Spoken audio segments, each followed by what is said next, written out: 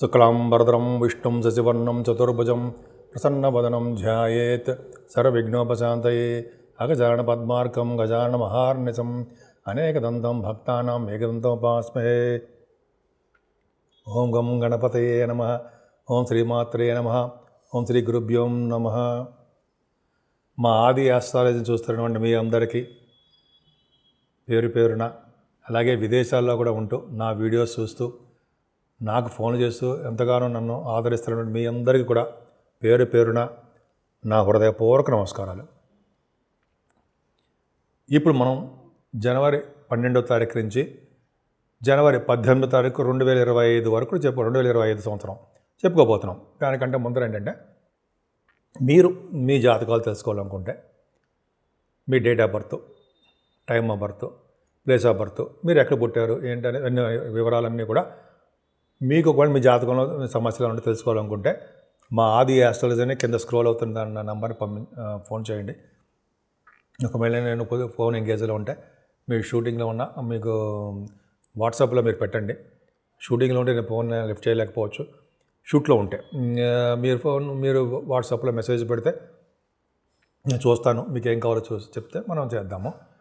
సరే, అదే మేము ముహూర్తాలు కూడా పెడతామండి, పెళ్లి ముహూర్తాలని. మేము అంటే నేను అర్థం, ఆది ఆస్ట్రాలజీ తరపున నేను ఒక్కడే ఉన్నాను. పెళ్లి ముహూర్తాలు కానీ, ఒడుగు ముహూర్తాలు కానీ ఇప్పుడు రాబోతున్నాయి కదా, ఒడుగు ముహూర్తాలు కూడా ఉంటాయి. అలాగే గృహప్రవేశ ముహూర్తాలు, మీకు ఏమేమి కావాలన్నా మనం పెడతాము.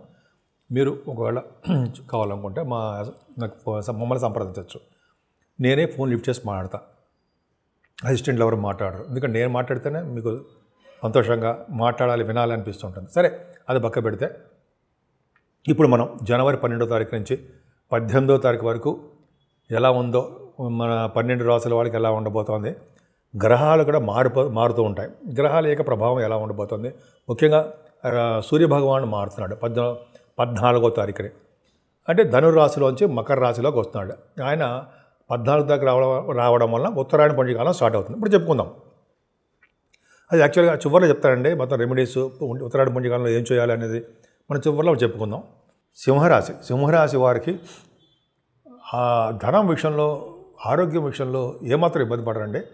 పైగా కేతు ద్వితీయ భావం ఉన్నప్పటికీ కూడా గురుదృష్టి, సంపూర్ణమైన గురుదృష్టి ఉండడం వల్ల ఆర్థికంగా నిలదొక్కుంటారు. రావాల్సిన బాకీలు మీకు వచ్చేస్తూ ఉంటాయి. ప్రమోషన్స్ ద్వారా లేకపోతే ఇంక్రిమెంట్స్ ద్వారా వచ్చే ధనం బాగా ఉంటుంది. అదే మీరు కష్టపడి సంపాదించిన ధనము సేవ్ చేసుకుంటూ ఉంటారు. అలా మీకు బాగుంది. ద్వితీయ భావానికి ఉండడం వల్ల ఆభరణ యోగము, చదువులో బాగా రాణించడము, అలాగే బాగా పాటలు పాడడము, సంగీత సాధన చేసేవాళ్ళు ఉంటారు, వాళ్ళకి చాలా బాగుంటుందండి. ముఖ్యంగా మీ సింహరాశి వాళ్ళకి 4th భావం కూడా చాలా బాగుంది. అంటే గురు ప్రభావం వలన మీరు సంగీతంలో కూడా ఈ పాటలు పాడడమే కాకుండా నేను సంగీతం కూడా వచ్చి అంటారు మీరు. అటువంటి వాళ్ళు మీరు బాగా డెవలప్ అవుతారని, మీరు సంగీతంలో చదువు విషయంలో బాగా రాణిస్తారు. మీకు ఏమాత్రం ఆటంకాలు ఎదురవ్వవు. మీ మాతృప్రేమ, తల్లిగారికి ఆశీస్సులు మీకు ఎప్పుడూ ఉంటాయి. పంట పొలాలు అంటే పంట పొలాలు అంటే మీకు తెలుసు కదా, వ్యవసాయదారులకి వాళ్ళకి కూడా సౌకర్యవంతంగా ఆదాయం బాగా ఉంటుంది. ఏమో ఇబ్బంది అంటే కంఫర్టబుల్నెస్ ఎక్కువ ఉంటుందండి, మీకు ఇబ్బంది పడాల్సిన అవసరం లేదు. నేను రవి బుధుల కాంబినేషన్ కూడా మీకు చాలా బాగుంది. పుత్రిక సంతాన యోగం కలగడము, కళారంగంలో అభిరుచి కలిగి డెవలప్మెంట్స్ ఉండటము, సాహిత్య రంగంలో బాగా మీకు ఇష్టం, బాగా డెవలప్ అవ్వడం, ఇవన్నీ జరుగుతాయండి. అంతేకాదు స్టాక్ మార్కెట్లో ఉన్న వాళ్ళకి ఈ రవిబుధుల కాంబినేషన్లో ఫైనాన్స్ సంబంధించిన వాటిలో మీరు బాగా రాణిస్తారు. పంచమభావంలో రవిబుధులు ఉన్నారు కాబట్టి ఆస్ట్రాలజీ విభాగంలో ఉన్న వాళ్ళకి బాగా రాణింపు ఉంటుంది. ముఖ వర్చస్సు, వాక్శుద్ధి మీకు ఎక్కువ, ఖచ్చితంగా బాగుంటుంది. ఇంకా అసలే మీరు మీ రాశ్యాది రవి సూర్యభగవానుడు 6వ భావంలోకి వస్తున్నాడు. అది గొప్ప అదృష్టం అండి మీకు. ఎందుకని 14వ తారీఖుని ఉత్తరాయణ పుణ్యకాలంలో మీకు 6వ భావంలో రావడం చాలా అదృష్టము. అలా ముందు 6వ భావం రావడం వల్ల ఏంటంటే ఉత్తరాయణ పుణ్యకాలంలో 6 వచ్చేసే దానాలు అధికమైన పుణ్యఫలాన్ని ఇస్తాయి. ఈ 6వ భావంలో రవి కూడా మీకు శత్రువులు లేకుండా సంపూర్ణమైన ఆరోగ్యవంతులుగాను అదృష్టవంతులుగా తయారు చేయడము, రుణ బాధలు లేకుండా, ఒకవేళ ఉంటే వాటిని ఎలా తీర్చాలో మీకు తెలుసు, అటువంటి చేయడము, అలాగే శత్రువులు మిత్రులైపోతూ ఉండము, విదేశాలకి స్టాంపింగ్ అవ్వడము, గవర్నమెంట్ ప్రొఫెషన్లో ఉద్యోగాల కోసము, ఇంటర్వ్యూస్ కోసం వెళ్ళే వాళ్ళకి సక్సెస్ అవ్వడము. మీకు ఆడవాళ్ళకి చెప్తానండి, మీరందరికీ మంచి సక్సెస్ కాలమే, విజయవంతమైన కాలమే చెప్తాం.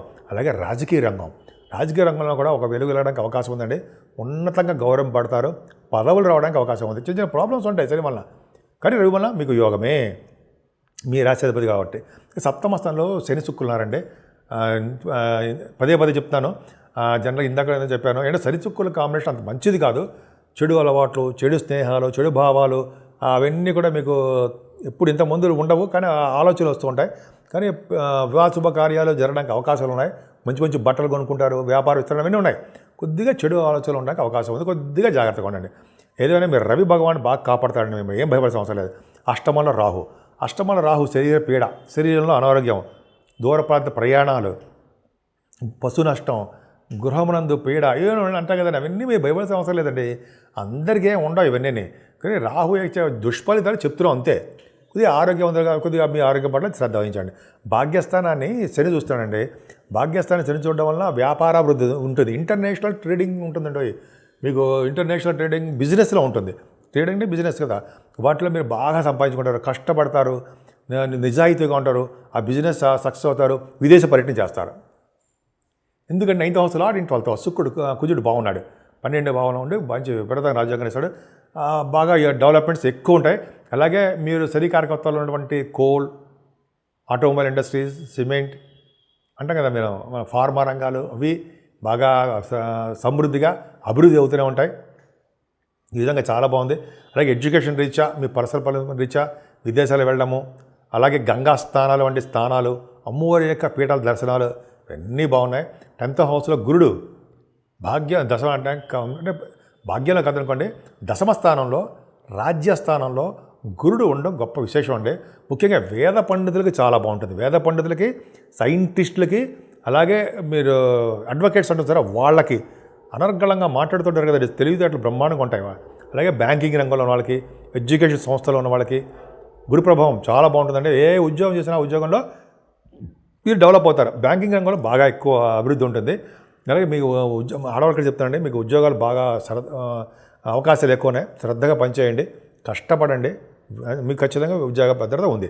ఏదేమైనా 12వ భావంలో కుజుడితో కలిసిన చంద్రుడు, 12th house lord in 12th house, 9th house lord in 12th house, 14, 15 తారీఖుల్లో మీరు విదేశాల్లో ఉంటారు. అంటే మీ జాతకాల రీత్యా ఉంటుంది సమా, విదేశ పర్యటన చేయబోతున్నారు. మీకు షూటింగ్ రీత్యా, ప్రీ ఈవెంట్స్ రీత్యా, మీ పాటలు పాడడానికి రీత్యా, యాంకరింగ్ రీత్యా విదేశాలకు వెళ్తారు. డబ్బులు ఖర్చు పెడతారు బాగా. మీరు దానికి వెళ్ళడం కోసం కొన్ని సందర్భాలు అప్పులు కూడా చేస్తారు. అలా జరుగుతుంది అనుకోండి. అక్కడ మీకు సన్మానాలు జరగడము, మీకు ఊహకు సంబంధించిన కాకుండా ఎక్కువ డబ్బులు ఇవ్వడము, మీకు ఆ తర్వాత విశేషంగా ఆదరించబడ్డము, ఇవన్నీ చాలా ఉన్నాయండి. మీకు చాలా బాగుంటుంది. బాగా ఖర్చులు కూడా బాగా పెడతారు. సో మీకు కుజచంద్రులకు చంద్రమంగళ యోగాన్ని ఇస్తూ విదేశ పర్యటన బ్రహ్మాండంగా ఉంటుంది. ఎక్కడ ఏ పని మీద వెళ్ళినా కూడా ఆ పని సక్సెస్ఫుల్గా ఉంటుంది. ఇంటర్నేషనల్ ట్రేడింగ్ మీకు బాగా కలిసి వస్తుంది. సో ఈ విధంగా మీ సింహరాశి వాళ్ళకి అన్ని రంగాలను ముందంజలో ఉంటారు. మీరు పూజించవలసిన దేవుడు అమ్మవారిని, ఆంజనేయ స్వామిని, తైలాభిషేకంతో శనీశ్వరుని పూజించడం వలన, అలాగే అమ్మవారిని పూజించడానికి రాహుదోషం, అష్టమ రాహుదోషం పోతుంది. ఈ విధంగా మీకు సకల శుభాలు కలుగుతాయి. అన్ని రాశుల వాళ్ళకి చెప్పే సలహా అంటే ఒక విధంగా రెమెడీ అని అనుకోవచ్చండి. అన్ని 12 రాశులకి, మేషరాశి నుంచి మీనరాశి వాళ్ళందరూ కూడా ఈ వారంలో 14వ తారీఖుని సూర్య భగవానుడు మకర సంక్రమణం చేస్తున్నాడు. కాబట్టి ఆ రోజు ఉత్తరాయణ పుణ్యకాలము. ఆ రోజు చేసినటువంటి స్నానాలు, దానాలు, హోమాలు, లేకపోతే చాలామందికి దానాలు అంటే మీకు తెలుసు కదండి, అవన్నీ చేసుకోవడం వల్ల విపరీతమైన ఈ రాజయోగం కలగడానికి అవకాశాలు ఉన్నాయి. సో సూర్యభగవానుడికి నమస్కార ప్రియుడు కాబట్టి సూర్యభగవాన్ నమస్కారం చేయడము, అర్ఘ్యం సమర్పించడము, యోగాసన చేయడము, ఇవన్నీ కూడా గాయత్రి మంత్ర జపము 108 సార్లు అలా చేయడం వలన 12 రాశుల వాళ్ళకి అద్భుతమైన కాలం అని చెప్పచ్చండి. అంతేకాకుండా ఈ నెల మొత్తం కూడా అమ్మవారి యొక్క అభిషేకాలు, అమ్మవారి యొక్క పూజలు, శక్తి పీఠాలు దర్శించుకున్నా, లేకపోతే వెంకటేశ్వర స్వామి ఆరాధన కానీ, శివాభిషేకాలు చేసుకున్నా, శనీశ్వరుడికి కొద్దిగా అండి తైలాభిషేకాలు చేసుకుంటూ ఆయన యొక్క మన ఆశీస్సులు పొందడం వలన మీ 12 రాశుల వల్ల ఉన్న వాళ్ళందరికీ కూడా సర్వ సుఖాలు కలుగుతాయి, సర్వ దోషాలు పరిహారం అవుతాయి. ముఖ్యంగా అమ్మవారి పూజలు చేసుకోండి, సూర్య భగవాన్ ఆరాధన, ఈ 2 చేసుకోవడం వల్ల అన్ని రంగాలను మీరు ముందంజలోనే ఉంటారనడంలో ఏమాత్రం సందేహం లేదు. అన్ని విషయాలు మీకు కలిసి వచ్చే అంశాలుగా మీరు బాగా బాగుంటారు.